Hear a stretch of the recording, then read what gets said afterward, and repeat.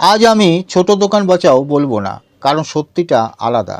ছোট দোকান মরছে না, আমরাই ধীরে ধীরে মেরে ফেলছি। আমরা চাই সব কিছু সস্তা, সব কিছু এখনই, আর কোনো অপেক্ষা ছাড়াই। 5-10 টাকা কম পেলেই আমরা অনলাইনকে বুদ্ধিমত্তা বলি, আর পাড়ার দোকান বন্ধ হলে বলতে ভালোবাসি, টাইম বদলে ছেলে।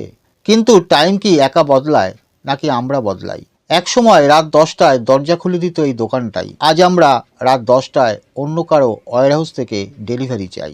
অনলাইন ভুল করলে রিটার্ন নেয়, পাড়ার দোকান ভুল করলে লজ্জা পায়। কিন্তু সব দোষ কাস্টমারের না, দোকানদাররাও বদলাতে চায়নি। একই দোকান, একই হিসেব, একই কথা, কাল আসবে। গ্রাহক বদলেছে, কিন্তু আমরা বদলাইনি।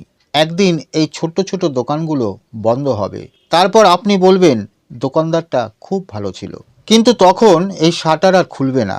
সব জিনিস লোকাল থেকে কিনতে হবে না, সব জিনিস অনলাইন থেকেও নয়। মাঝখানে একটা রাস্তা আছে, যেটা আমরা ব্যবহার করি না। ছোট দোকান বাঁচানো কোনো আন্দোলন নয়, এটা প্রতিদিনের একটা সিদ্ধান্ত।